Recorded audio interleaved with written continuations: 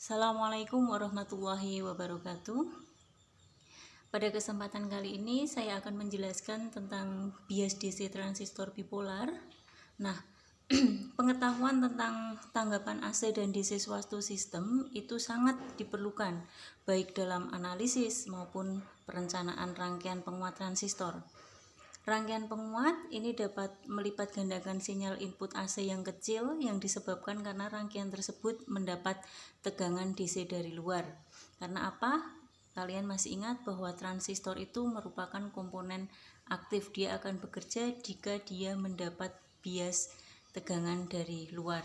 Nah, oleh karena itu setiap analisis maupun perencanaan rangkaian penguat itu terdapat dua komponen, yakni AC dan DC. Nah, nanti dengan teori superposisi, kondisi level DC dan AC ini dapat dipisahkan. Sebelum masuk ke bias DC transistor, sedikit akan saya singgung tentang daerah kerja transistor. Untuk daerah kerja transistor itu ada 3. Yang pertama ada daerah kerja cutoff.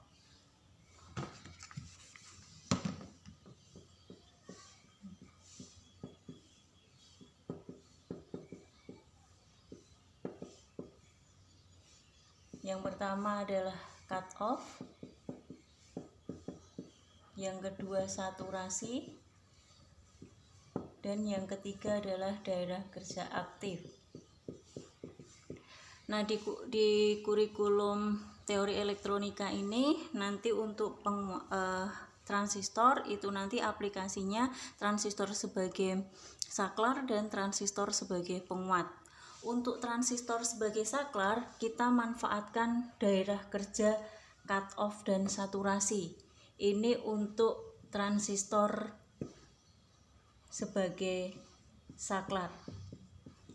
Sedangkan daerah kerja aktif transistor itu nantinya untuk aplikasi transistor sebagai penguat.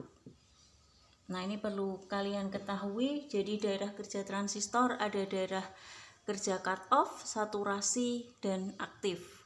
Nah, untuk aplikasi transistor sebagai saklar cukup memanfaatkan dua daerah ini, dan transistor sebagai penguat itu kita pakai daerah kerja aktif. Oke, seperti itu. Terima kasih. Kita lanjut nanti ke bias tetap transistor.